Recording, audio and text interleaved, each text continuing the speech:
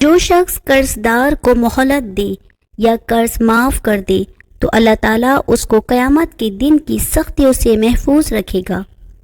جو عورت بغیر کسی عذر معقول کے شوہر سے طلاق مانگے اس پر جنت کی خوشبو حرام ہے۔ کوئی شخص اس وقت تک مومن نہیں ہو سکتا جب تک کہ میں اس کے ماں باپ، بیٹے اور تمام لوگوں سے زیادہ محبوب نہ ہو جاؤں۔ رسول اللہ صلی اللہ علیہ وآلہ وسلم نے فرمایا، گناہ سے توبہ کرنے والا اس شخص جیسا ہے جس نے کوئی گناہ کیا ہی نہ ہو۔ اللہ تعالیٰ کے نزدیک تمام آبادیوں میں محبوب ترین جگہ اس کی مسجدیں ہیں اور بدترین مقامات بازار ہیں۔ انسان کا اپنی زندگی کے ایام میں 1 درہم صدقہ کرنا مرنے کے وقت 100 درہم صدقہ کرنے سے بہتر ہے۔ جس بدن کو حرام غذا دی گئی وہ جنت میں داخل نہ ہوگا۔ جو آدمی سود کا 1 درہم جان بوجھ کر کھائے اس کا گناہ 36 بار زنا کرنے سے زیادہ ہے۔ مومن کی جان اپنے قرض کے سبب معلق رہتی ہے جب تک کہ اس کا قرض ادا نہ کر دیا جائے۔ جو عورت اس حال میں انتقال کرے کہ اس کا شوہر اس سے راضی اور خوش ہے تو وہ عورت جنتی ہے۔ رسول اللہ صلی اللہ علیہ وسلم نے فرمایا، زیادہ مت ہنسو کیونکہ زیادہ ہنسنے سے دل مردہ ہو جاتا ہے۔ جب کسی کو جمائی آئے تو اپنا ہاتھ منہ پر رکھ لے کیونکہ شیطان منہ میں گھس جاتا ہے۔ سلام میں پہل کرنے والا غرور و تکبر سے پاک ہے۔ آپس میں مصافحہ کیا کرو، اس سے کینہ دور ہوگا۔ جب 2 مسلمان آپس میں ملتے ہیں اور مصافحہ کرتے ہیں تو ان دونوں کے جدا ہونے سے پہلے ان کو بخش دیا جاتا ہے۔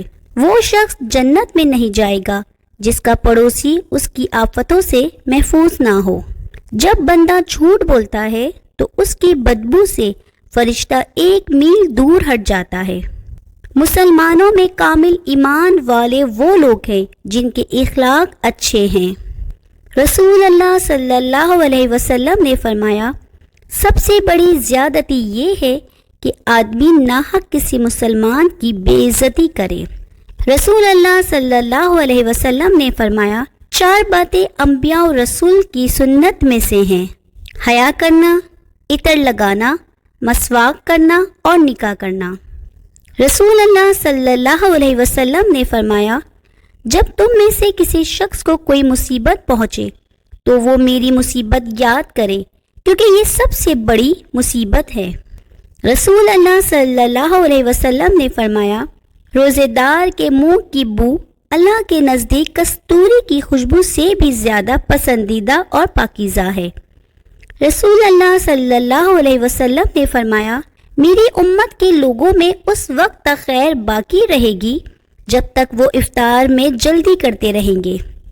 جنت میں ایک دروازہ ہے جس کا نام ریان ہے۔ اس دروازے سے صرف روزے دار ہی داخل ہو سکتے ہیں اور کوئی نہیں۔ رسول اللہ صلی اللہ علیہ وسلم نے فرمایا، آدمی کی بہترین خوراک وہ ہے جو وہ اپنی محنت سے کما کر کھائے۔ رسول اللہ صلی اللہ علیہ وسلم نے فرمایا، ایمان کے 4 شعبے ہیں، ان میں بلند ترین اور سب سے اعلیٰ شعبہ لا الہ الا اللہ اور سب سے ادنا شعبہ راستے میں تکلیف دہ چیز کو ہٹانا ہے۔ رسول اللہ صلی اللہ علیہ وسلم نے فرمایا، جو شخص اللہ کی رضا کی خاطر مسجد بناتا ہے تو اللہ اس کے لیے جنت میں گھر بناتا ہے۔ فرمان نبوی صلی اللہ علیہ وآلہ وسلم ہے، بکری کی عزت کرو اور اس سے مٹی جھاڑو کیونکہ وہ جنتی جانور ہے۔ رسول اللہ صلی اللہ علیہ وسلم نے فرمایا، جس نے حسن اور حسین رضی اللہ تعالی عنہ سے محبت کی اس نے مجھ سے محبت کی، اور جس نے ان سے دشمنی رکھا اس نے مجھ سے دشمنی رکھا۔ رسول اللہ صلی اللہ علیہ وسلم نے فرمایا، میں اللہ سے امید رکھتا ہوں کہ عاشورہ کے دن کا روزہ 1 سال پہلے کے گناہ مٹا دے گا۔ اللہ کے نبی نے ارشاد فرمایا، میری شفاعت میری امت کے اس شخص کے لیے ہے جو میرے گھرانے سے محبت رکھنے والا ہو۔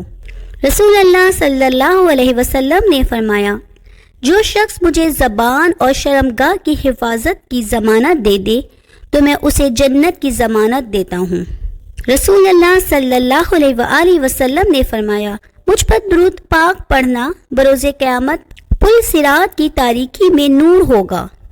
نبی کریم صلی اللہ علیہ وسلم نے فرمایا کہ اللہ سے پناہ مانگا کرو آزمائش کی مشقت، بدبختی کی پستی، برے خاتمے اور دشمن کے ہنسنے سے۔